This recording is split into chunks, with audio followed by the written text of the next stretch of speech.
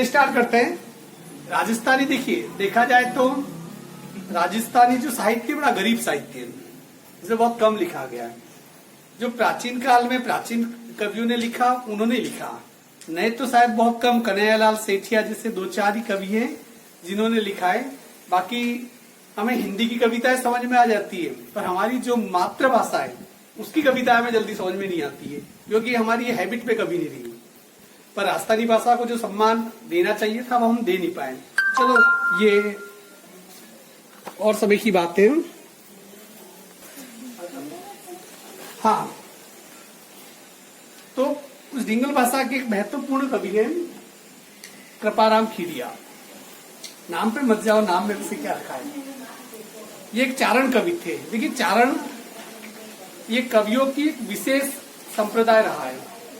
चारण जितने भी उस समय में जो जमींदार होते थे, जो राजा होते थे, जो राजपूत राजा होते थे, वो अपनी प्रशंसा करवाने के लिए दरबार में दरबारी कवि रखते थे। ज्यादातर उनमें से चारण होते थे।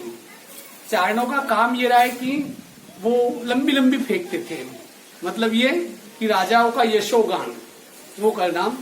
हमारे राजस्थानी साहित्य में बहुत सारी ऐसी किताबें उपलब्ध है जो इतिहास का सूत्र हो सकती थी, परंतु कवियों ने इतना बड़ा चढ़ाकर वर्णन किया है, हमें यही पता नहीं चलता है कि इसमें सच्चाई क्या थी, इतिहास क्या था और कल्पनाएं क्या है।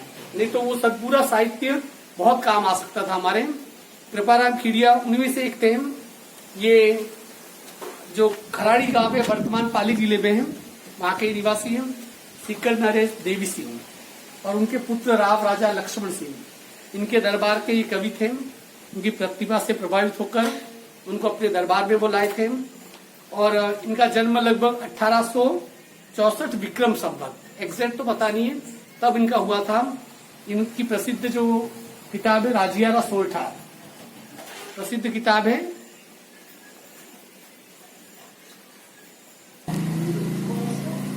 हाँ, तो उनके दरबार में के कवि थे, उन्हें एक जागीर दी गई थी लक्ष्मणपुरा करके, और उस समय था कि कवियों को जागीर दे देते थे कि ये पूरे गांव में 25 गांव में तेरे, इसके अंदर जितने भी लगान वगैरह आता है ये तेरा रहेगा। इस प्रकार से प्राचीन परंपरा चली आ रही थी। इन्होंने इनकी जो प्रसिद्ध जो प्रतिनिधि एक ही रचना मिलती है राजियारा सोरठा, बाकी अस्तित्व में आज नहीं है। अब ये राजिया, ये हिंदी साहित्य की कहो या राजस्थानी साहित्य की कहो, पहली ऐसी रचना है जो किसी को संबोधित करते हुए लिखी गई, संबोधन काव्य, मतलब किसी को कहते हुए लिखी गई। अभी सभी दो के अंत में यहाँ पर राजिया आ रहा है। क्या आ रहा है? सोरठा दोहा बहुत इनका प्रसिद्ध था। राजिया राजिया है क्या? इनका कृपाराम खीरिया का एक नौकर था राजा राम, उसके कोई संतान नहीं थी, तो वो अक्सर ये सोचता था कि यार मेरे संतान तो कोई है नहीं, और जब मैं मर जाऊंगा तो मेरे मरने के बाद मेरा जो नाम है, मेरे कुल का नामो निशान मिट जाएगा। तो कृपाराम खीरिया ने उसकी सेवा से प्रसन्न होकर कहा कि तू चिंता मत कर, तेरा नाम हमेशा इतिहास में अमर रहेगा। तब उन्होंने अपने ये जो दोहे लिखे, 100 से ऊपर जो इन्होंने 180 के आसपास जो दोहे लिखे, वो सभी दोहे उसने कवि ने उस राजा राम को संबोधित करते हुए लिखे। तो राजा राम को वो राजिया कहता था, जैसे अपने यहाँ भी चलता है, अपन कुछ कुछ कहते हैं, मैं अभी कुछ कहूंगा नहीं, ठीक है ना। तो राजा राम को क्या उन्होंने राजिया कह के संबोधित किया है। इन्होंने नीति के दोहे लिखे। देखिए, हमारे जो प्राचीन जो कवि है, हमारे जो बुजुर्ग लोग भी हैं, अक्सर उनको बहुत सारे दोहे याद होते हैं। बुजुर्ग लोग होते हैं हमारे घरों में, पर आज की तो पीढ़ी बुजुर्गों से तो काफी दूर हो गई है, क्योंकि वो तो पैदा होने के कुछ साल के बाद ही आज की पीढ़ी खुद ही बुजुर्ग हो जाती है। इसलिए आप लोग बड़े समझदार हो जाते हो कम उम्र में। इसलिए जो इनके जो दोहे हैं वो नीति संबंधी दोहे हैं।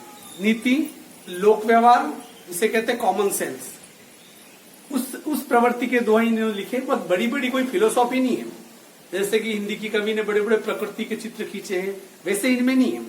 इन्होंने सिंपल से दोहे लिखे हैं जो दैनिक जीवन में कहीं न कहीं हमें रास्ता दिखाते हैं, यदि हम देखना चाहे तो। हम स्टार्ट करते हैं यहाँ पर। कुल मिला के आज कुल 16 दोहे अपनी इस पाठ्य पुस्तक में। उसमें से कितने दोहे ले रहा हूं मैं? 8 आज ले रहा हूं। 8 अपन क्या करेंगे, कल ले लेंगे, और उसके बाद अपन फिर मैथ्स और इंग्लिश चलाएंगे। इंग्लिश को अपन ने लिया ही नहीं, हिंदी फिर स्टॉप कर देंगे थोड़ी दिन। तो पहला दोहा देखिए, गुण अवगुण जिन गांव। और कुछ शब्द तो ऐसे कि जो हम खुद बोलते भी हैं। गुण अवगुण जिन गांव सुने न कोई सांभले। क्या कह रहा है कि जिस जगह पर, गांव का मतलब पर्टिकुलर किसी गांव से नहीं है, कवि कह रहा है कि जिस गांव में, जिस जगह पर गुण अवगुण जिन गांव सुने न कोई सांभले, अर्थात कि जिस जगह पर व्यक्ति के गुणों की, व्यक्ति के अवगुणों की यदि कोई परख नहीं हो, अर्थात कि गुण क्या होते हैं, अवगुण क्या होते हैं, जिस जगह पर सभी को एक ही तराजू में तोला जाता है, तो वहां पर सुने न कोई सांभले, अर्थात कि ना तो गुणों के बारे में वहां कोई सुनता है, ना अवगुणों के बारे में कोई जानता है।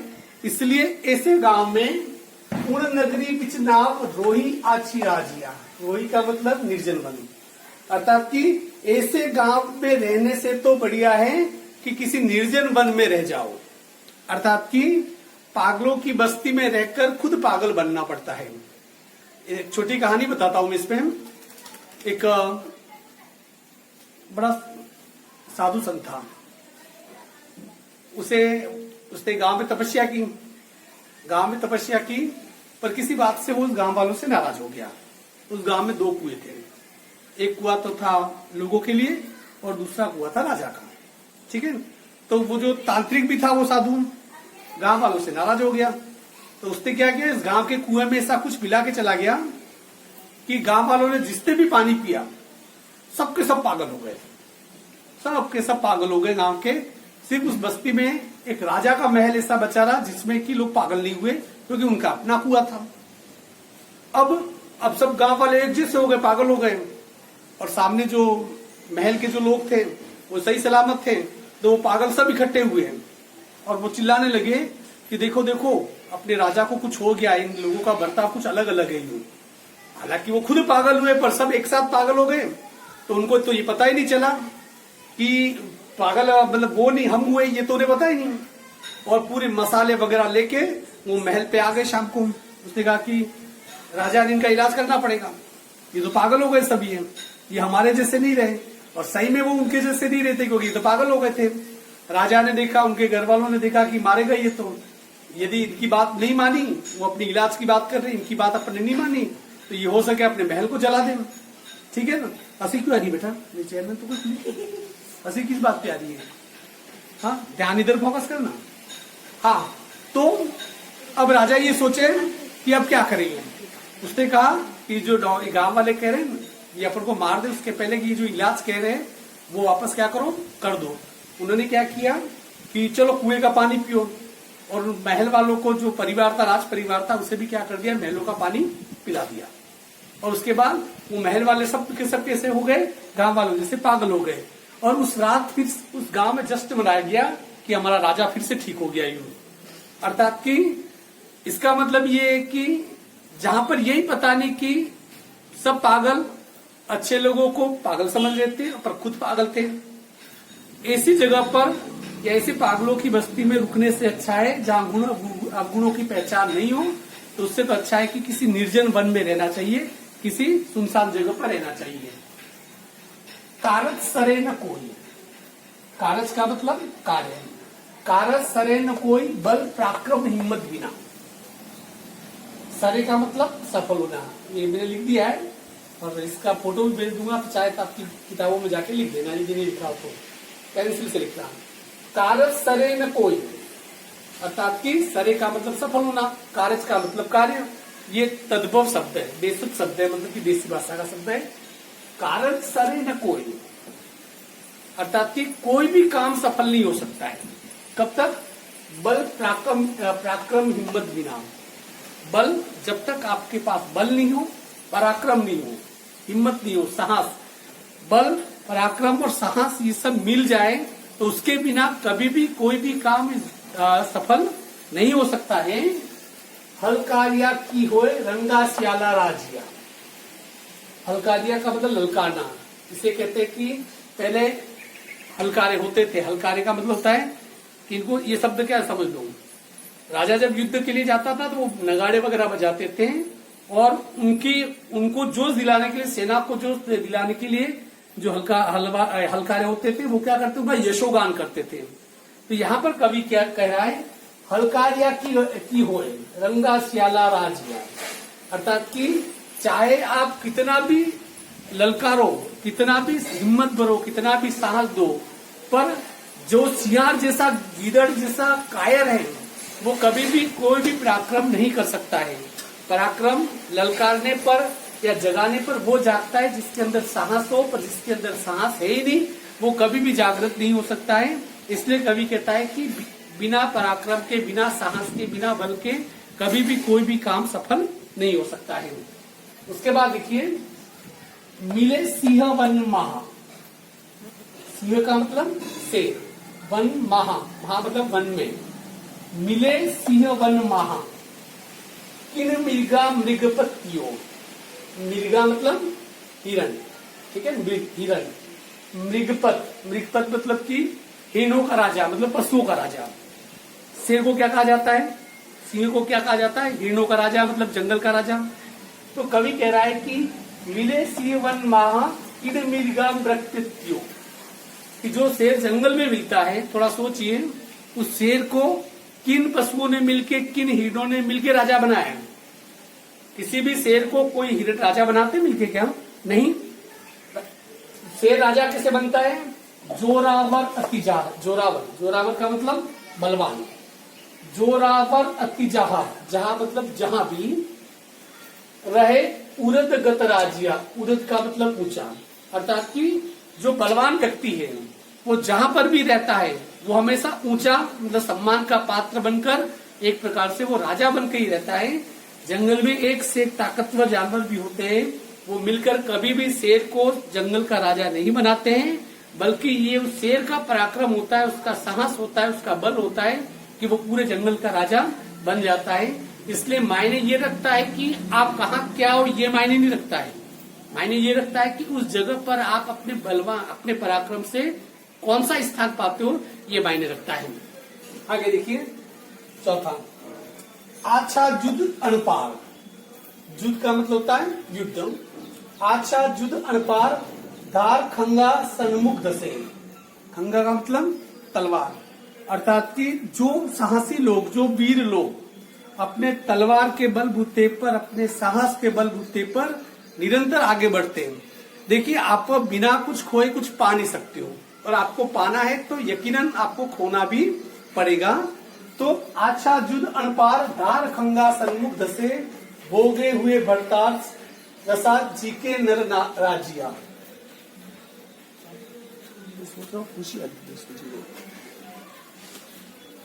क्या लिख दो? ये हस्ता बंद हो जाएगा तुम्हारा।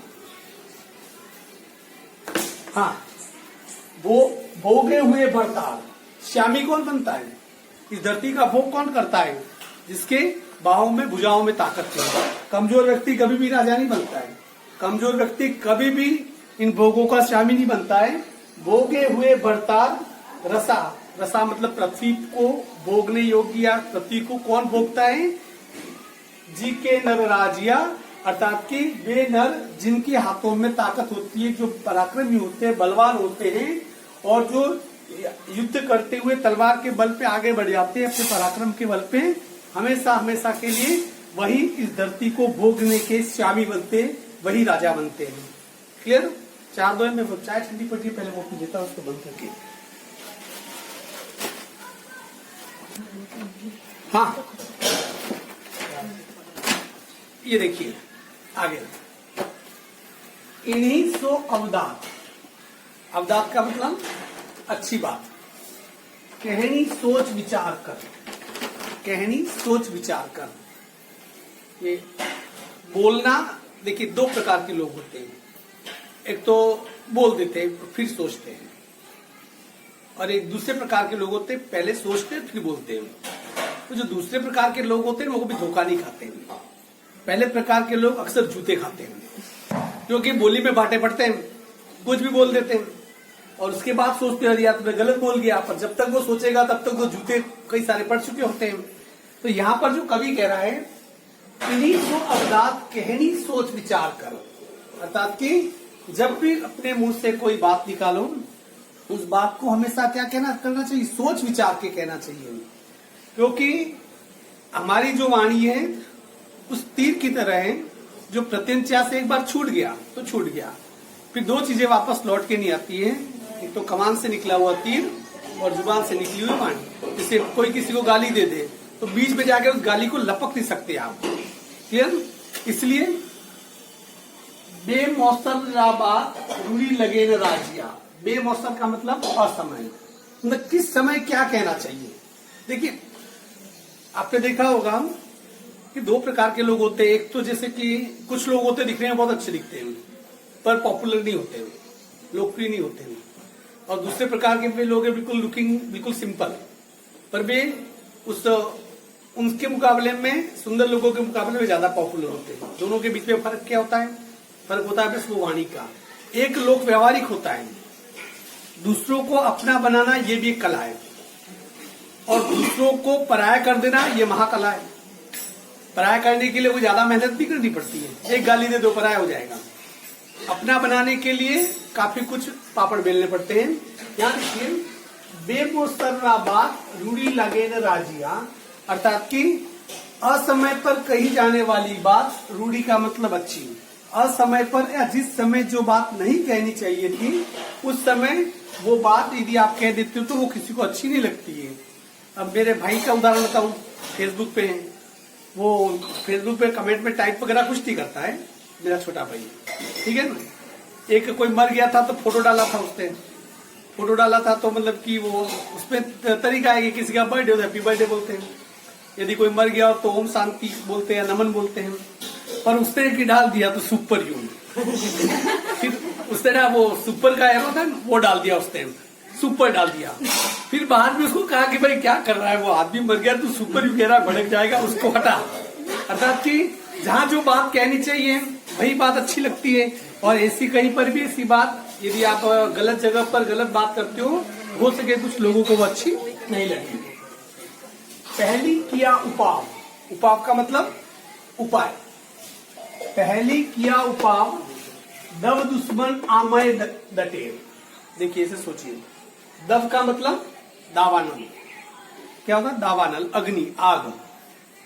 दुश्मन मतलब दुश्मन, आमय, आमय का मतलब रोग, अर्थात कि आग, दुश्मन और रोग, इनका पहले से क्या कर देना चाहिए? उससे दूर करने के लिए उनका उपचार कर देना चाहिए, उनसे बचने के लिए उपाय कर देना चाहिए। क्योंकि जब एक बार ही हो जाता है, जैसे कि आग लग रही है, जब चिंगारी सुलग रही है तभी उसे कंट्रोल में कर दो, ठीक है। फिर वो एक बार आग लग गई, तुम ये तो नहीं कि कहीं आग लग गई थोड़ी और लगने दो फिर गुजारे में मजा आएगा, ऐसा तो करते नहीं है। तो हमें ये करना चाहिए कि कम से कम जो दावानल होती है, आग, दुश्मन और रोग, जब ये होने वाले होते हैं उसके पहले ही इनका क्या कर देना चाहिए? उसके पहले ही इनके लिए, इनको दूर करने के लिए उपाय कर देना चाहिए। प्रचंड हुआ विश्वास, यदि ये संकट है यदि बड़ा हो जाए, विश्वास का मतलब संकट, रोबा गाले राजिया, रोबा का मतलब कष्ट, गाले का मतलब देता है। प्रचंड हुआ विश्वास, यदि ये संकट, कौन सा संकट, किस संकट की बात कर रहा है? आग का, दुश्मनी का और रोग का। यदि ये संकट यदि बड़ा हो जाए तो बाद में जाके क्या करता है? रोबा गाले राजिया, बाद में वो हमारे लिए संकट का विषय बन जाता है। क्लियर? हिम्मत किम्मत होए, बिना हिम्मत किम्मत नहीं। यहां पर कह रहा है कभी हिम्मत किम्मत होए। मूल्यवान क्या है? हिम्मत। आदमी मूल्यवान नहीं है। आपने कुछ लोग ऐसे देखो, हट्टे कट्टे दिखते हैं, बहुत लंबे चौड़े में, पर एक कुत्ता भी भौंक दे तो ऐसे भागते वो। मैंने तो ऐसे लोगों को सबसे पहले भागते देखा है। मैंने कई बार देखा है कि एक बार एक आदमी आ रहा था, मस्त रेबेट का चश्मा पहना हुआ था, कार से उतरा और ये हष्ट क्या ढोले दिख रहे थे, और जैसे ही उतरा जब उसकी आवाज सुनी औरतों की तरफ बिल्कुल पतली पतली, तो उसके लिए जो इंप्रेशन था पूरा पूरा धड़ाम से नीचे गिर गया। मैंने कहा ये भगवान क्या कर दिया, आदमी इतना दिया, आवाज पतली औरतों जैसी। अर्थात कि किसी भी व्यक्ति में सबसे मायने क्या रखता है? हिम्मत। हिम्मत किम्मत होए। कीमत किसकी होती है? हिम्मत की। मूल्य किसका होता है? हिम्मत का, व्यक्ति का नहीं। यदि व्यक्ति लंबा चौड़ा है पर बिल्कुल कायर है तो क्या मतलब है? ऐसे भी लोग होते हैं जो कमजोर लोग होते हैं, वो शेर से भिड़ जाते हैं। हिम्मत होती है, कमजोर लोग होते हैं वो डरते नहीं है। मतलब ये कि व्यक्ति यहां से बलवान होता है, न कि अपने शरीर से। हिम्मत किम्मत होए, हिम्मत की ही कीमत। कभी कह रहा है हिम्मत की ही क्या होती है, कीमत होती है। बिना हिम्मत कीमत नहीं है। और जिस व्यक्ति में हिम्मत नहीं है, जिस व्यक्ति में साहस नहीं है, तो इसका मतलब ये समझो कि उस व्यक्ति का इस संसार में, इस जीवन में कोई मोल नहीं है, उसका कुछ भी मूल्य नहीं है। करे न आदर कोई, बिना हिम्मत वाले व्यक्ति का कोई भी आदर नहीं करता है। करे न आदर कोई, बिना हिम्मत वाले आदमी का कोई भी आदर नहीं करता है। रद्द कागज जीव राजिया, जिस प्रकार जो रद्दी कागज होता है, रद्दी कागज वेस्टेज, जिस प्रकार रद्दी कागज का कोई भी सम्मान नहीं होता है, कोई आदर नहीं होता है, ठीक इसी प्रकार बिना हिम्मत वाले आदमी की भी कोई कीमत नहीं होती, उसका कोई मोल नहीं होता है। लास्ट चलिए आज का, उपजावे अनुराग कोयल मन हरकत करे। उपजावे अनुराग, अनुराग का मतलब प्रेम भाव, प्रसन्नता देना। उपजावे अनुराग कोयल मन हरकत करे, हरकत का मतलब हर्षित, प्रसन्न कर देना। अभी अभी तुम आए उसके बाद से कोयल बोलना मेरे यहाँ बंद हो गई है। बाकी अपन पढ़ाते और बीच बीच में कोयल बोले तो ये लगता है क्या राग है यूं। यहाँ बहुत सारी कोयलें आती है पर उनका भी मौसम अभी आया नहीं, अब आने वाला है। उपजावे अनुराग कोयल मन हरकत करे, जो कोयल होती है ना वो क्या हमारे मन में क्या पैदा करती है, प्रेम भाव पैदा करती है। कोयल मन हरकत करे, कोयल बोलकर हमारे मन को क्या करती है, प्रसन्न कर लेती है। ठीक है। कड़वो लागे काग रसनारा गुण राजिया, तभी कौआ क्या लगता है, कड़वा लगता है। रसनारा गुण राजिया, किस गुण की वजह से, रसना का मतलब जीव। दोनों में अंतर क्या है, न तो कोयल हमें कुछ देती है, न कौआ हमसे कुछ छीनता है। कोयल भी काली होती है और कौआ भी काला होता है। न कोई एक हमारा रिश्तेदार है, न कोई दूसरा हमारा दुश्मन है। फिर भी कौए को देखकर पत्थर मारकर भगाने की इच्छा होती है, और कोयल यदि किसी पेड़ के ऊपर गा रही है तो सुनने की इच्छा होती है। दोनों का रूप, रंग, स्वभाव सब एक जैसे दिखने में, परंतु दोनों के बीच में बुनियादी फर्क क्या हो जाता है, इस जुबान का जो रचना, आपकी जो जीभ है। इसलिए कवि कहते हैं कि धरती पे हमारे जीवन में सबसे कीमती चीज है हमारी वाणी। ये हमारी वाणी है, वो लोगों को अपना भी कर सकती है। ये वाणी है जो लोगों को क्या कर सकती है, पराय भी कर सकती है। ये देखिए 8 हो गए, ज्यादा एक साथ पढ़ाऊंगा तो अजीर्ण हो जाता है, यूं अपच हो जाता है, वो एसिडिटी वगैरह कहते हैं, तुम्हें इंग्लिश समझ में आती है, वो हो जाता है। तो तुम्हें क्या करना है कि ये 8 के 8, 2 जो भी ठीक लगे इसमें से 4 दो है, कोई भी आप व्याख्या कर देना। मैं बोल रहा हूँ 1-2 के अलावा किसी की व्याख्या अभी तक आई नहीं है, वो शायद नेटवर्क प्रॉब्लम की जगह रास्ते में कहीं अटकी हुई है। ठीक है ना, हाँ तुमने की, मुझे बताया। तो कम से कम ये देखो, ये you are doing it not for me, ये तो मेरे लिए नहीं कर रहे हो।